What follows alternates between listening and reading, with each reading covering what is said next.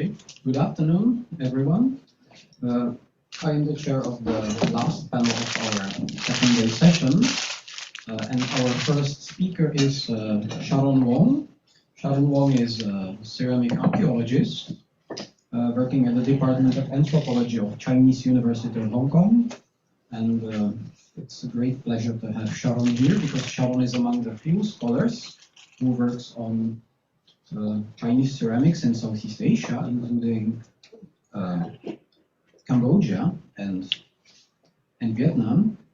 And in today's presentation, Sharon would look in more detail on bird motifs. So please, Sharon, the floor is yours. So can you see the PowerPoint? Yes. Even for the online people, if I may. Okay, thank you.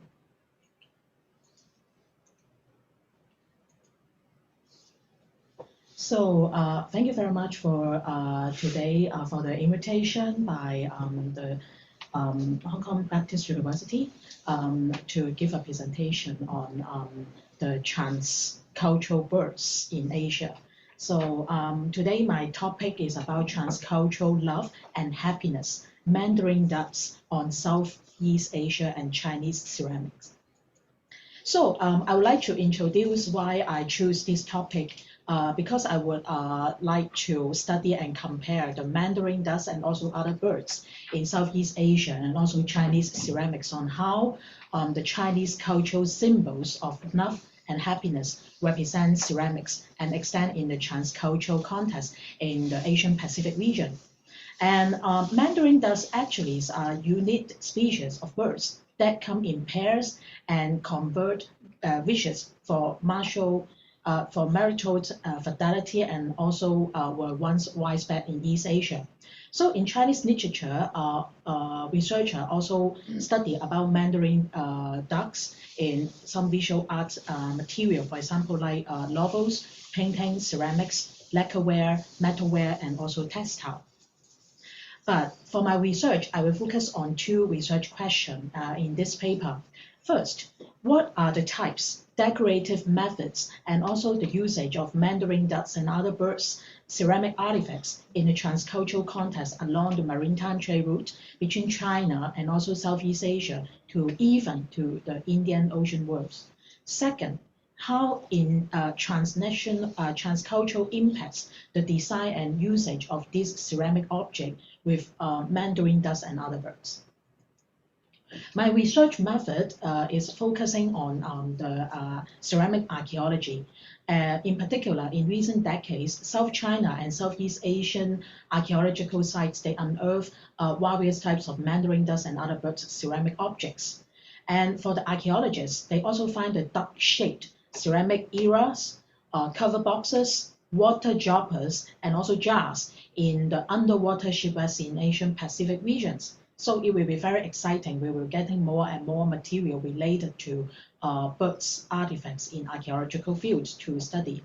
And in this research, I will use historical accounts, museum art collections, and recent archaeological findings to compare the types, proveniences, decoration, patterning of ceramic artifacts with Mandarin ducks and other birds in Chinese and Southeast Asian ceramics. For example, like the 15th to 18th century Vietnamese and Thai ceramics.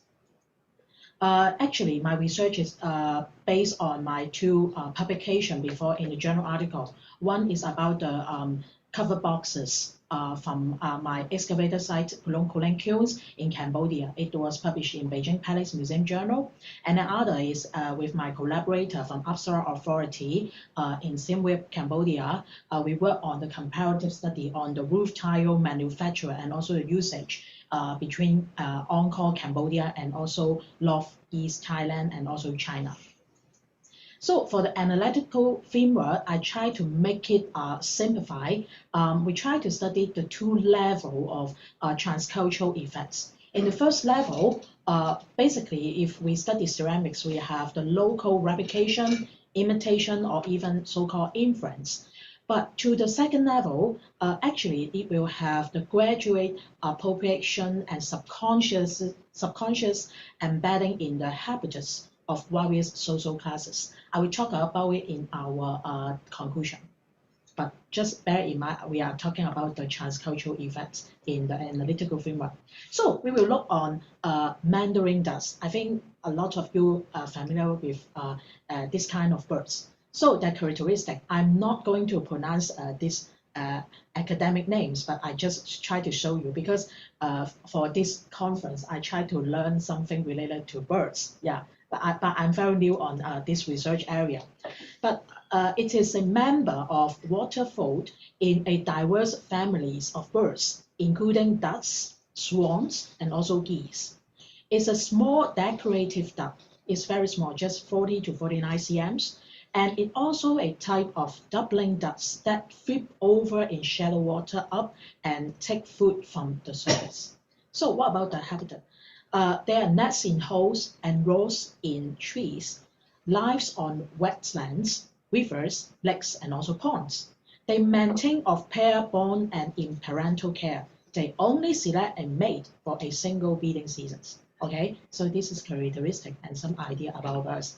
Okay, very few people study about the gender study about Mandarin duck. So I just try to make it simple to everyone to clarify the male and the female of Mandarin duck. So who looks more pretty? Anyone? Male, right? Remember that male. So you can see they have, remember this characteristic because once we get into the archaeological artifacts, you can easily identify whether it's male or female or only male dominant on the ceramic artifacts.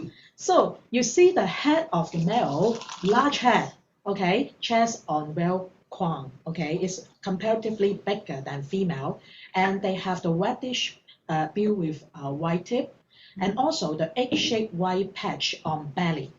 And also they have white trailing edge to wings with, we call it sail, and also tail look longer. And you can see this, they have some lines here. Remember his nose, okay? Quite handsome, right? Okay, we look at the female. They have the white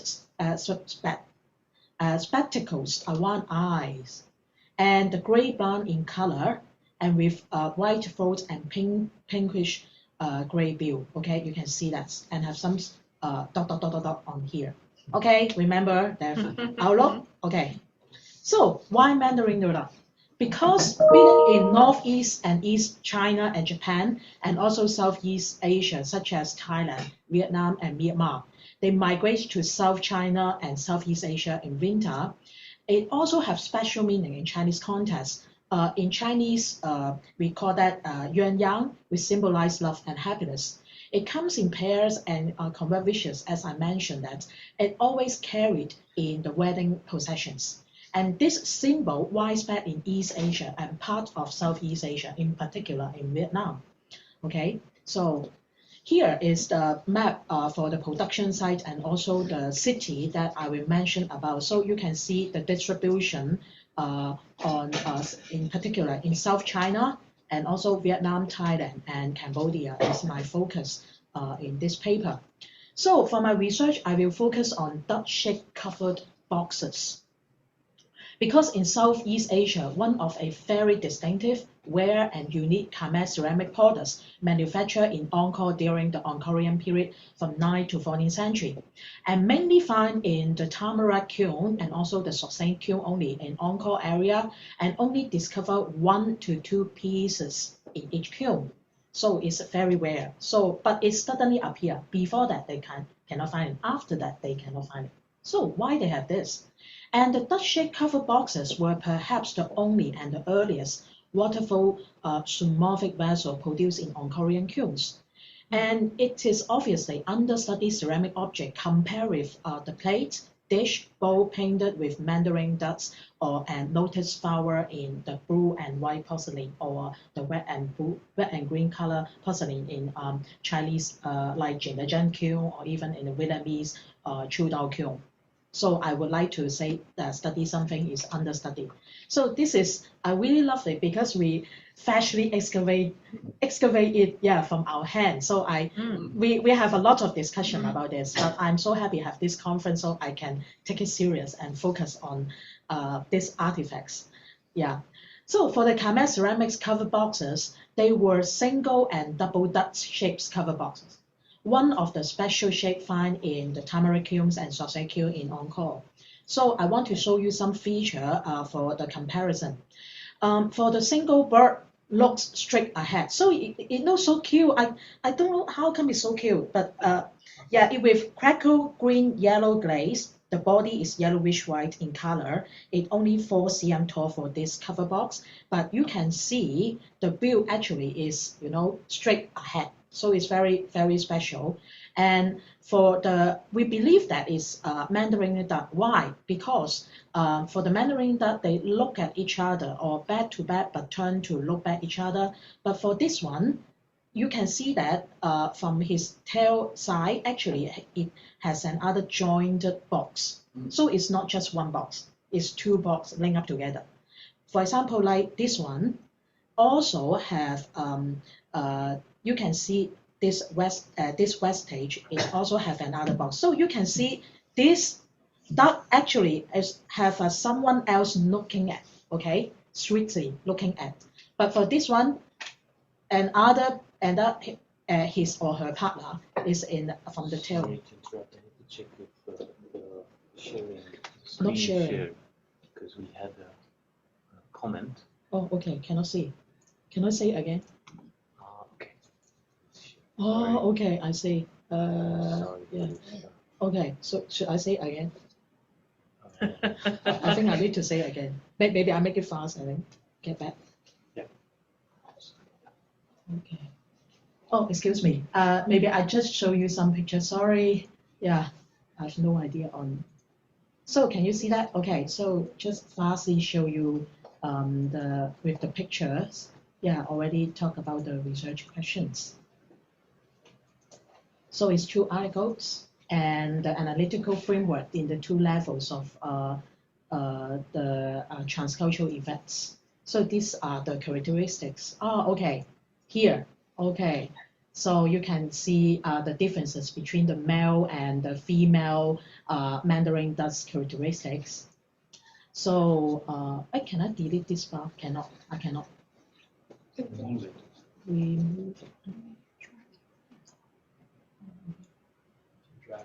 Oh, Or okay. to the bottom. Oh, to the bottom. Okay. So yeah, sorry for that. And here are the is the picture on the geographical area in South China and also Southeast Asia, and also the Dutch coverboard why it is important. So go back here. Yeah, you can see that in particular when I check for the neck, you can see they have the diagonal lines, 3 diagonal lines on this duck's neck. So when we find that it's so strange because it's quite different compared with the Chinese one. But obviously, when I check with the picture of the Mandarin duck, especially for the male, it's quite distinctive to see this line on the male Mandarin duck. So I for sure is quite believe that maybe this cover box should be duck, but probably maybe Mandarin duck. But we need further study on that. So here can give you some idea about this very distinctive duck-shaped cover box with two joint boxes together. And they also link up together with two K-bar link up with the box. And also another thing is about the cover box slit from the sausage kiln. You can see that the tail is very special because the potter actually they have the sail, as I mentioned in the last picture, the sail of the duck cover is put in the two circular shape of feature that stick up to a light like a bow sail. So it also show it in this cover box cover. And also have the wings on it. It's quite distinctive. And also for this You can see the head, it has a line on top of it, not my hair, okay? But you can see the Mandarin duck on top of that is very distinctive on their crown. But if they want to express it in ceramics, because it's only green glaze, they cannot make different color, so that they will use the inside decorative method to imitate the special decoration of the plant for the male Mandarin duck. So this is some special features for us to have further study of this rare object from the Angkorian site. So I think a lot of you may learn about Angkor in Cambodia is a very famous World Heritage, but just give you some idea of about this place. Is the Khmer Empire dominant power in mainland Southeast Asia from 19th to 15th century, but in around 9th century, it is believed that the Chinese ceramics vessel have been imported to Angkor, Cambodia. And also Khmer start to produce high fire glazed ceramics from domestic usage in a similar time. So Chinese ceramics was a popular commodities in maritime Asia for transcultural exchange across the ocean and also the Asian port city. So here is the map compared with the Chinese one.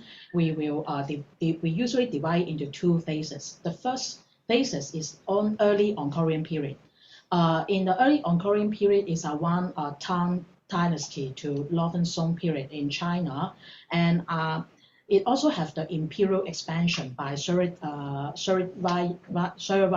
I and also the second, because they have the inter-regional trade with China, and during this time, Khmer glazed ceramics production began. And the phase two is a later Angkorian period. So I especially show you the international port of Quanzhou in Fujian. Why? Because a lot of Chinese ceramics produced from Fujian imported to Angkor area in the Southern Song period along to Ming period. So at that time, intensive inter-regional exchange between Khmer polity and also China to mid-15th century. So you can see that they believe that as the Hindu king Jayaraman, and later on they changed to believe Buddhism. So for the Angkorian temple, it also represents the mountain of God and also the center of both Hindu and Buddhism's universe and the magical center of his kingdom. So here are some information about that. I just want to highlight later for the first falling under Ayutthaya in the 14th century. So when Ayutthaya invaders set the Khmer capital, it causing its population migrates to Phnom Penh in 1431. But in between, they also have some changing on the capital. And later on in 1992, Angkor inscribed on World Heritage, and right now under the management of Apsara National Authority. So a lot of people, when they talk about Angkor, they also recall their memory on the Chinese very important historical accounts, the customs of Cambodia, written by the Chinese diplomat Zhou Daguan during his stay in Angkor in 13th century. And Zhou's account is very important because he's the only surviving first-person written record dated in the daily life of Khmer Empire. So in one of the chapters on the Chinese goods most in demand, it mentioned about gold and silver, then light molded double-fat silks. After this come tin from Chengdu, lacquer trays from Wenzhou, and also the greenware from Quanzhou and also Chuzhou. So nowadays Zhejiang and Fujian province. And another important Chinese text is Songhui Yaozi Jigao. Is mentioned about the three missions about Zhengha in the 12th century. It came to the Song court several times to pay tributes and discuss their business. So I want to highlight actually they went to Kaifeng to meet the king. And actually when even Zhou Daguan or also the ambassador, when they came there, they also visit the area of Kaifeng and transport the Chinese ceramics in Ningbo to nowadays Ningbo, and in ancient times we call that Minzhou, to Siem Reap. So the purpose is pay tributes and also discuss business. And in 12th century, it also related to the Khmers. They call that Zhen Li Fu. So nowadays, Siem Reap told the Song Empire that their people were fond of ceramics and wet silk. So these were all shipped there by trading ships of Song. So the Song Empire ordered the Ningbo prefecture, Minzhou, to purchase the ceramics to give to the Khmer mission. So another Gongguiji by Liu Yu, also in the Southern Song period, they mention about the people's mobility for the purpose on selling the beeswax to China from Angkorian period to Quanzhou. So you can see their route by the Zhenna large merchants. So they try to have 4 ships, and 2 ships were arrived, and other 2 were intercepted by the Chinese official. And finally, the Chinese official discovered that the Zhenna merchants was not the criminal, and he was just the merchant selling beeswax to China.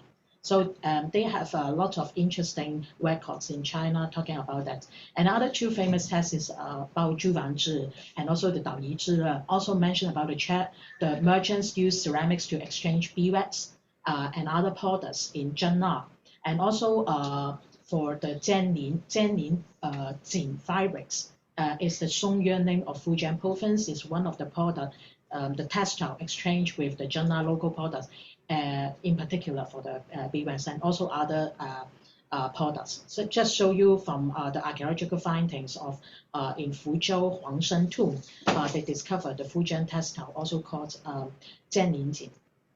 So about the birds, it also appear in Zhenna Fengtuji in birds and animals, but it's very rough. They mention a lot, different types of birds, and I suddenly discovered that they have ducks. So I'm so happy. Actually, they have ducks in ancient times. But when we use the text about custom of Cambodia, we should be very careful because just Zhou Daguan stayed there for 1 year, so he may have some prejudice on the understanding of local people, or because not just us. Why? I can show you another evidence. So when I conduct my field work in Cambodia for many times, so it's so easy when you just walk through the walkway in Angkor Wat and even in Bayung Temple, you can find on their bas relief, they have different kind of birds. So I would like to study on that further detail because right now I can only identify they are birds, but I don't know whether they may be Mandarin ducks. But it's quite usually on the bas relief in Angkorian Temple, you can find the birds on the trees. And other interesting activity related to birds is you can find, this may be a very special bird, but I cannot say. Yeah, later on when I have further study, I can tell you what's the name of this bird. So it can find, maybe this one is peacock, I'm not sure, but for sure they have cockfighting. So you can see they fight with each other. And for when they cooking, you can find different kinds of, I believe some of them is ducks. Yeah, are ducks. Yeah, I'm not sure, but I need a person who study birds very well and can tell me more about that. But at least I can show you the daily life out of the custom of Cambodia. And this bas relief, I'm very interested when I study the bas relief in Bayong Temple in Angkor Thom. So you can see some people actually they are embracing the birds. I believe that they may be the poultry. I hope that that is duck, maybe I'm not sure, but for sure they have some ritual practice or ceremonial. They may bring their poultry to serve maybe the official or the royal court people. Yeah, but I just find this is very interesting. Just show you for further study. But for sure, they are some kinds of birds. And here you can see that everywhere birds, not just Chota Kwan's category. I think more than that. But you can see birds is always appear in the daily life of Khmer people. So for our excavation, I conduct the excavation in Tamarack Kiln with my Cambodian colleagues, and also I visit the excavation from the Sosei Kiln. So I want to highlight that for this Tamarack Kiln in Phnom Penh, it discovered by the FAO archaeologist. They have long-term study on that.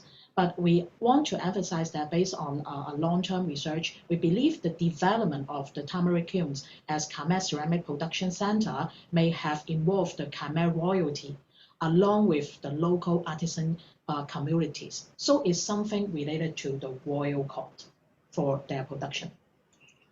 So this is some of our different season on the excavation about. So it's so exciting when we find the duck-shaped cover box. Yeah, so rare. So this is one of the kilns that we excavated together with a lot of roof tiles and the cover urn.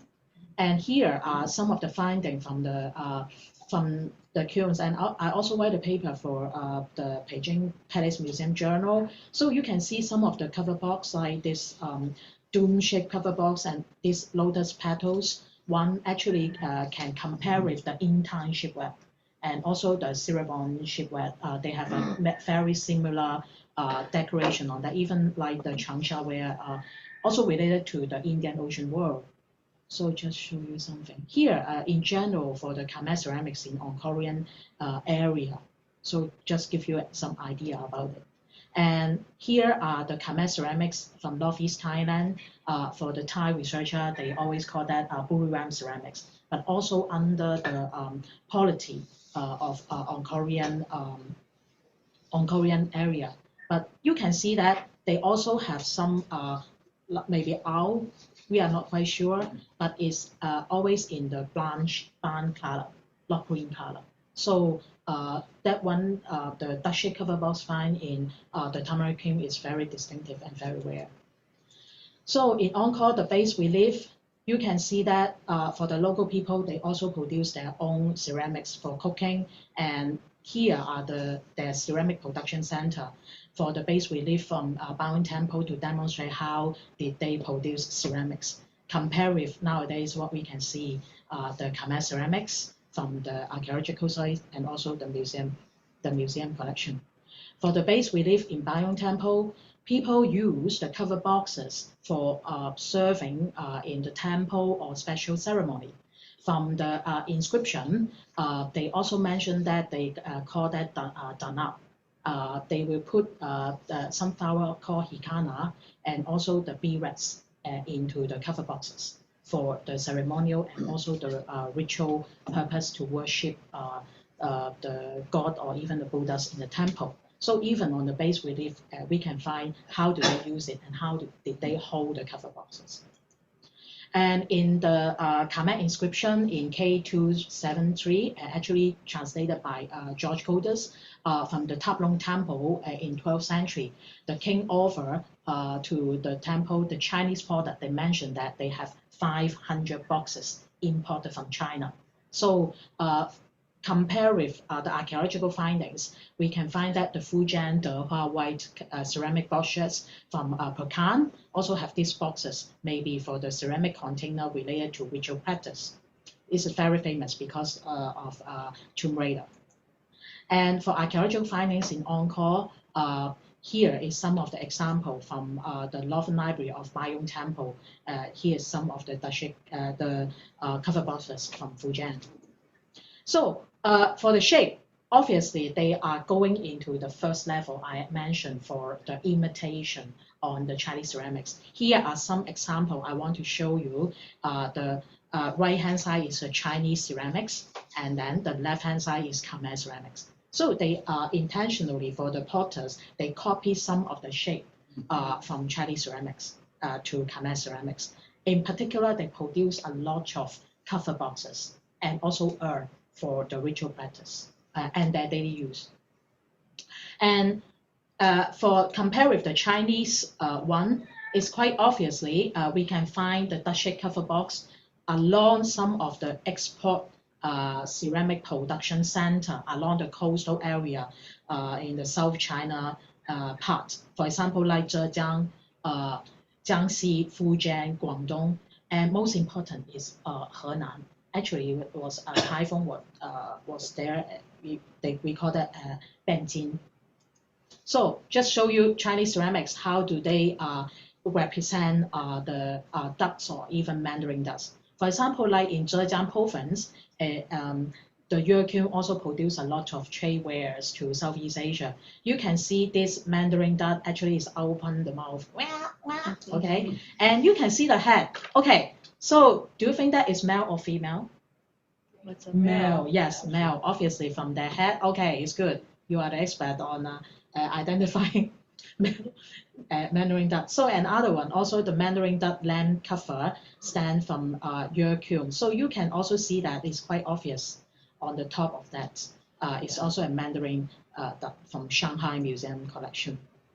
Another one is very interesting. Actually, this piece actually inspired by seminar from the University of Taiwan. Before that, from the Yin Zhao Fa Shi text, the standard and the model from architecture, they also have a picture on the Mandarin duck. So you can see that this Mandarin duck actually stand on the lotus pole stand, and it's very, very, very beautiful. And in Henan province, as I mentioned, that it was a capital for the Song Court, they also have a similar incense burner with the Mandarin duck. You can identify also a male, okay, also a male, and stand on that. But they have the lotus pole, okay. Very carefully, you can see the lotus pole on top of the another part of the lotus petal stand on it. So obviously, this design actually learned directly from the standard and model for architecture from Yin Zhao Fa Shi, because they try to standardize it. But actually, this design were from the wood carving. So they obviously have the coarse material craftsmanship learned by different craftsmen. Here is another picture shown in the Yin Zhao Fa Shi compiled by the director of Li Jie in 12th century. It's a very crucial record on the practice of the oral transmission rules by the artisan, and also visualize the illustration of the wood carving. But you can see that they are opening their wings. But obviously on top of that is the shape of Mandarin duck, and at the bottom is the Chinese duck. So it's quite obvious. You can see on the top of their crown and also their body, they have different decoration. But you can identify their feather and also some characteristic for the yuan yang. So it can help us to understand more about the coarse material study, and also the illustration between not just textile or other medium, but the wood carving and the relationship with ceramics. And from the archaeological site, they also find a fragment of the Mandarin duck's head K outermost fragment from Wukyung's commissioned for the Song Court during the reign of Zhezong and Huizhong. So it can tell us how did they produce this kind of Mandarin duck's incense burner from the Wukyung. So another province is Guangdong. Guangdong is also a popular area, produce ceramic and export to Southeast Asia. For example, like this duck-shaped cover box, also find it in Indonesia, in South Sulawesi and East Java. Yeah, it's very popular. Even I believe in Palembang, yeah, also have some discovery on that. And you can see this duck-shaped cover box. The design is totally different from the Wukyung, the incense burner. But it looks quite cute because it's in round shape, and you can see they have the brown iron spot put on top of the wing and also on top of the body. But I need to emphasize that this duck head actually was lost like this, and the archaeologists recover its head, so it may not be the same. But at least we know the shape for this duck. But it's only have the single duck shape cover box. They also have the two joint box. You can see they look back each other, okay, quite shy. Actually, they in the different direction, but they look back to each other. So it's so happy, okay, happy and sweet. But they can represent it on the cover box. So you can see the decoration is quite different from different kiln, even in China.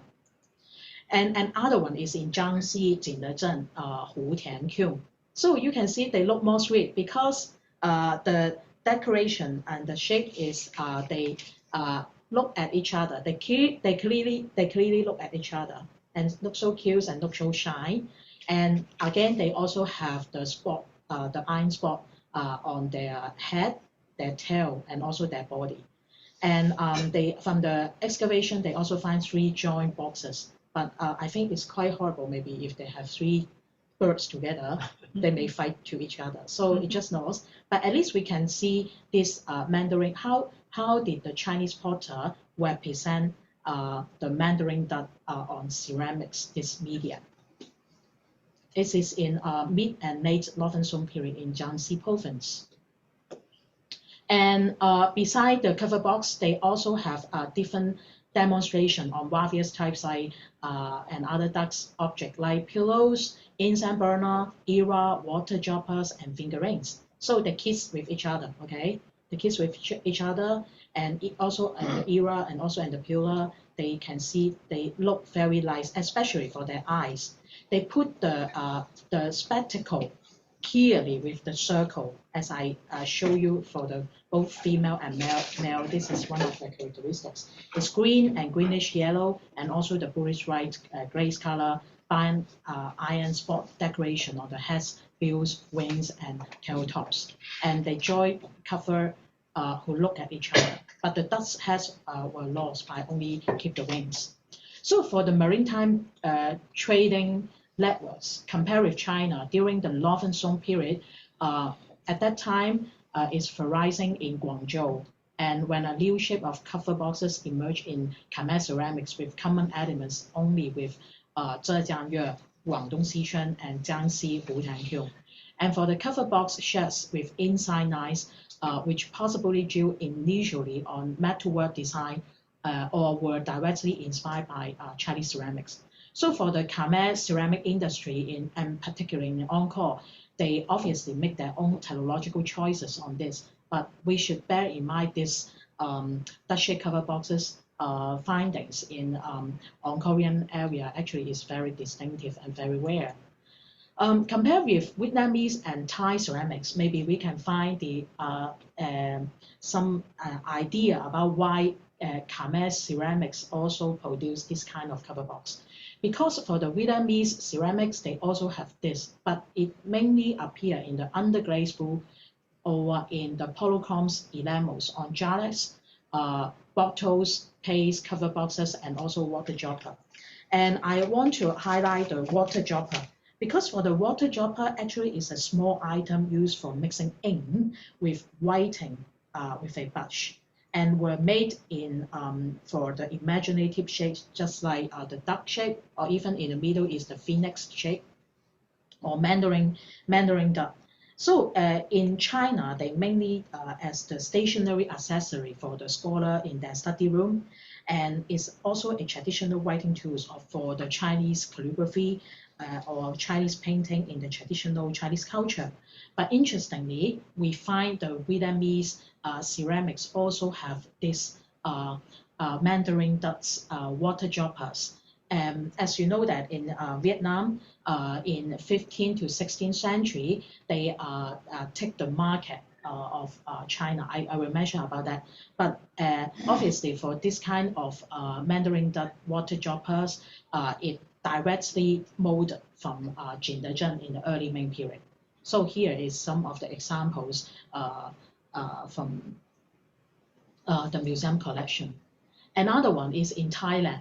The Caesar Chananai kiln produced the glazed stoneware from the domestic and export market, produced the bird-shaped ceramic wares. And the common birds include ducks, gulls, cocks, and also the hamsa.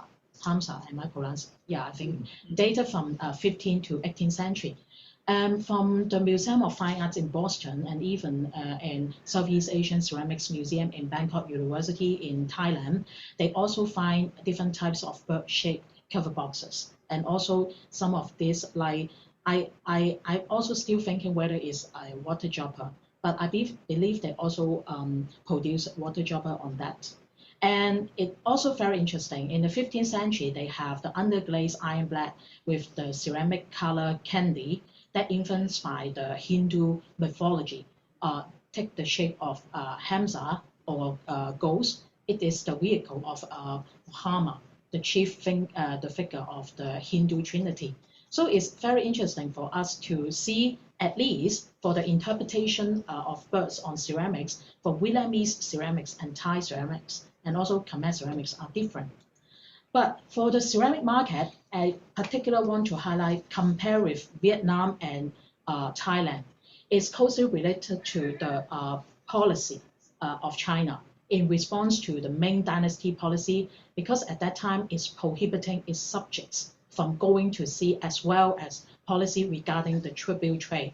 So the kilns in mainland Southeast Asia, in particular Thailand and Vietnam, they increased the ceramic production in the early Ming period from 14th to 15th century, so as to satisfy the ceramic market in the inter-regional maritime trading network along the South China Sea, and squeeze the productions in, because Chinese ceramic productions were squeezed at that time, so they took up the market by Thai and Vietnamese ceramics, also Myanmar, but these two countries took the majority. So they also produced like Mei Lam Long kiln products, Sukhothai, ware and Caesar China Siladons in Thailand, and also in the northern Vietnam, in particular Thu Dao, the blue and white ware, and the glazed jars from like Binh Dinh kilns in central Vietnam, in Champa, also export the ceramics along the whole Southeast Asian market. So get back to the two levels of the transcultural effects. For the first level, we can understand that for the local replication, imitation, or inference, Khmer duck-shaped cover boxes imitating the Chinese Mandarin duck or other bird-shaped ceramic objects may be at this first level. But for the second level, like the gradual appreciation, subconsciousness embedding in the habitus of various social classes, like the liu type or utensil for drinking or eating, or I carefully use this term, the signalization on using duck-shaped water dropper for scholarly painting practice in Vietnam. Maybe it can help us to have further discussion, in particular for the Vietnamese practice and its relationship with China. And finally, I want to highlight two factors that could stimulate for the socio-economic needs for the technological innovation of Khmer ceramic production during the Angkorian period related to China. First is the territory expansion of Angkor Empire under the Surijaya I during the 11th century, along the emergence of state religion as the population shift from Hinduism to Buddhism, may have led to cover boxes being used as the material symbol of exotism. But it's still, we still need to work on that. And second is the increasing need for the ceramic products as medium of exchange, the establishment of Khmer polity, diplomatic, and also the economic relationship with China was maintaining through the provision of tribute and also trade. So here are some examples to show it back for the picture again. So thank you for the funding and Upside Authority, and also the Guangzhou Cultural Heritage and Archaeological Institute to provide me the archaeological information for this preliminary research. Thank you.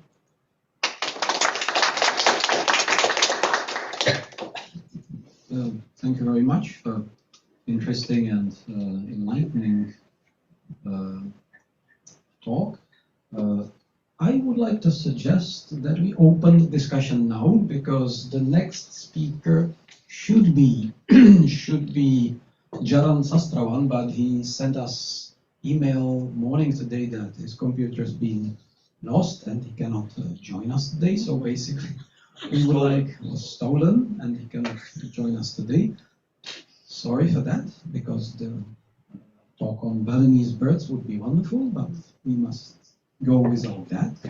And anyway, it makes more time for discussion on this wonderful presentation by Sharon. And I would be the first to pose a question, if I can. Actually, piece of power. I am really intrigued by this Sarsay kiln duck. Can you tell us, Sharon, how big is the duck actually? How big is the actual artifact from the Sarsay, if I pronounce it rightly, Sarsay kiln? Yes. Is it small, as 10 centimeters, or as big as 30? Oh, for this, I have the measurement. It's 4 cm tall. 4 cm tall. For the box part, That's actually large, it's 3.3. For us, just small. You have Okay. never Very seen. small. I understand. It's Oh, very 4 big when you go 4 to centimeters. 4 centimeters. 4 centimeters. So Sorry. small. Okay. That leads me to my second question, which is directly related and which spreads out from this question, from this first question. Do you have any clues for the function of these boxes? I know it's always tricky. I mean, I follow the ceramic research, and especially for covered boxes, it's almost impossible to tell what was if there was anything like special purpose, because obviously you can put anything inside, jewelry, incense, spices, whatever you wish. But sometimes residues are found inside ceramics. So I would be intrigued to know more, because, for example, on Javanese Borobudur, on one of the reliefs, we see bird-shaped covered boxes that have been typically interpreted as battle set containers, because the scene that's depicted on the relief takes part in audience hall, and it seems to be a kind of after-dinner reception. So people, even the first Dutch scholars, have suggested these bird-shaped boxes should contain a kind of battle elements, be it lime or battle nuts or whatever. So do you have some clues for that?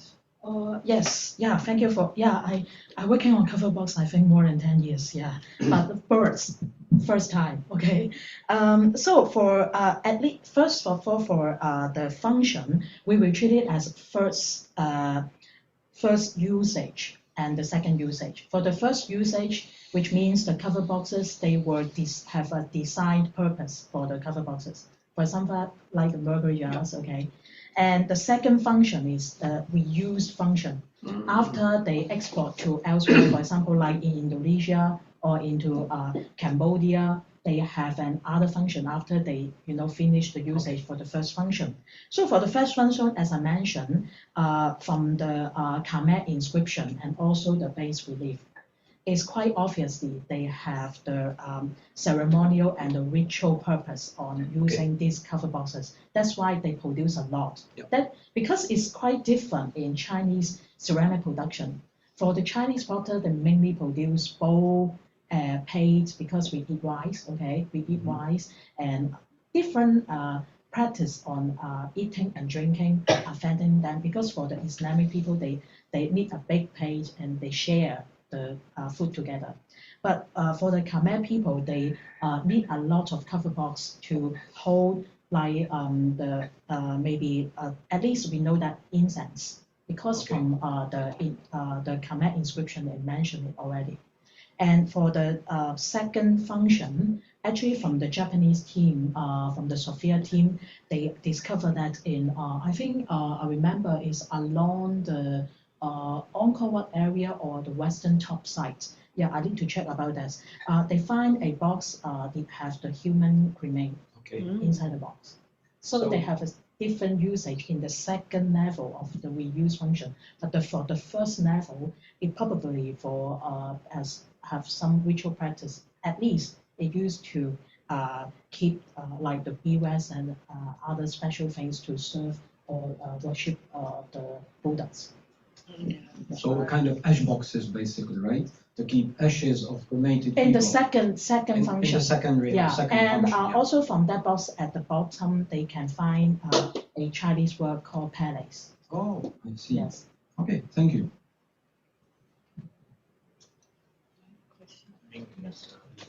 Marta, you first. Oh, yeah, my question is very simple. Okay. So It'll be fast.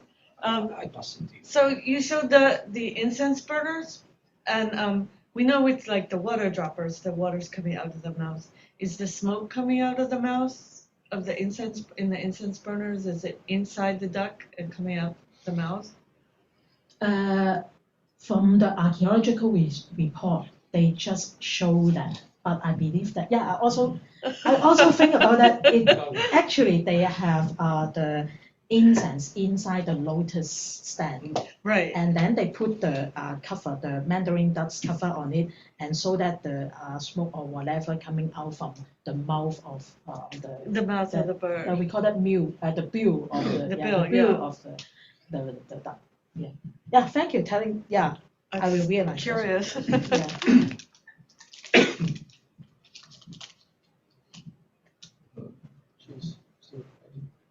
Yeah.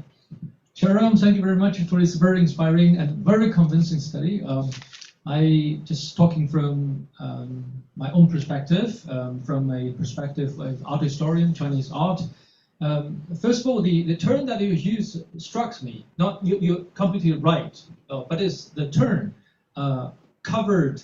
What do you really call it? Covered box. I'm asking myself, why it's a box? And normally, if it's made of, porcelain, celadon, I would say vessel for water container. Use a water container. So it struck me why it's box.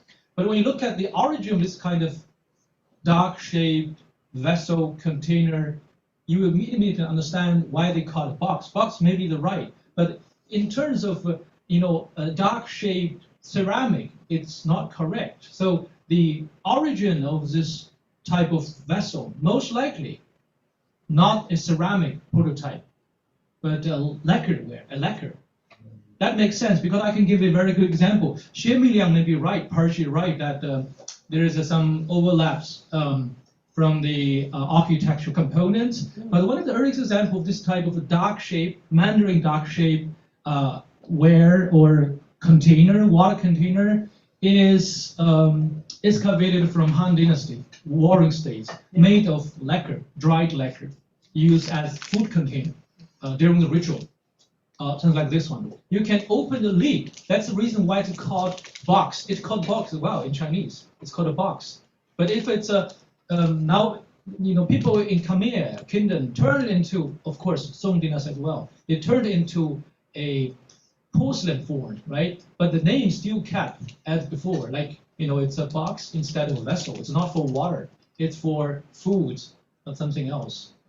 So I didn't responded to your lecture, but somehow it gives you a bigger picture of where this kind of dark-shaped object comes from. Maybe it's related, I don't know.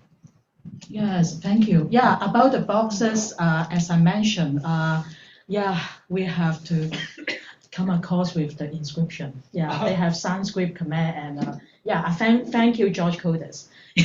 Yeah, as the box I mentioned is actually from their local inscription, about 500 boxes. So you see that there's many people we finally we have this. Yeah, and I mean, it's correct. It's correct. It's correct for box. For box, that's why I use box, not vessel. Vessel is another. Right. They have different names in the archaeological report by their local names. That's why I'm working with the local people because they spell Khmer. Because for the box from nowadays Khmer they call that dana.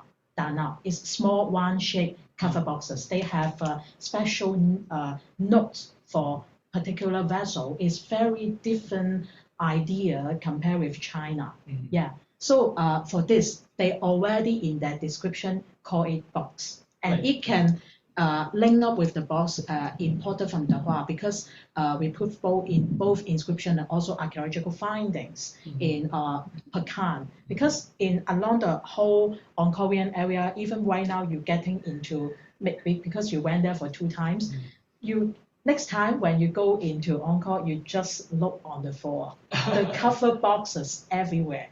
Cover boxes. I mean to say that's correct because it was also called box in Chinese context. Yes. Because its originism, was the lacquerware called box and then turned into porcelain vessel. Yes, I agree with that. For example, I give you an example like this. Yeah, actually I work in CTU. This project, China Westward, this also the one I found it. Yes, yes. So you can see this. I agree with Ming's suggestion. You can see this. We call it a scroll lift, furrow design. Actually, we already have researcher studies. It directly copied from the lacquerware lacquerware box. So we already have this discussion. But for most of the time, for a long-term study, for example, like Jessica Watson or Margaret Medley, they also think that for the ceramics, for the original prototype study of the material is mainly come from metalware. Because from, for example, like custom of Cambodia, they already mentioned for the royal people or the elites, they mainly use gold and silver for their daily utensils and also ceremonial. So they have a different level. Maybe you can read our recent publication. We will talk about that, because for the material they have the social class. The upper class use gold and silver, but for the normal people they use the local ware or even for the coconut husk. They also use it to hold the water. So they have a special name on the inscription, and we compare with the base relief. Yeah, I know the studying system is very different from the Chinese archaeology. So when I first get into Southeast Asia, yeah, it opened up my mind. But also thank you very much for the terminology of box. I will think more about that. But it's quite difficult for us to, because it's in this hot area, is many organic material was deteriorated, so we can mainly focus on ceramics. But for the further details, yeah, we try our best to find, but it's very different from Qing Dynasty. Lack of document and things, but we try our best to know. Maybe just add one interesting phenomenon is that one of the earliest dated lacquerware in Mandarin dark shape was actually excavated in Kanto, in Guangzhou, which is not far away from Southeast Asia. Okay, so which period? Like Han Dynasty, 2nd century BC. Oh, okay. I would like to add that here we actually stumble upon very, very important topic. What you open is for the whole conference, because the terminology is really unestablished, to be frank. We worked together with Ellen on something on furniture in pre-modern and early modern Southeast Asia. And we always stumble upon these problems. What is a box? What is a covered box? What is a lidded vessel?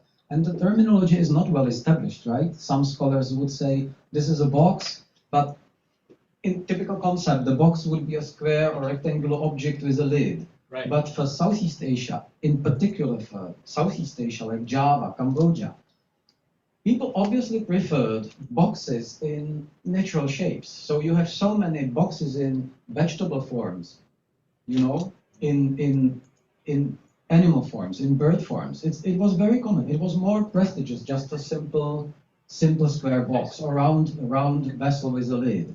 So are these objects really boxes? Some of them are very small. Some of them can be as large as 1 meter, basically.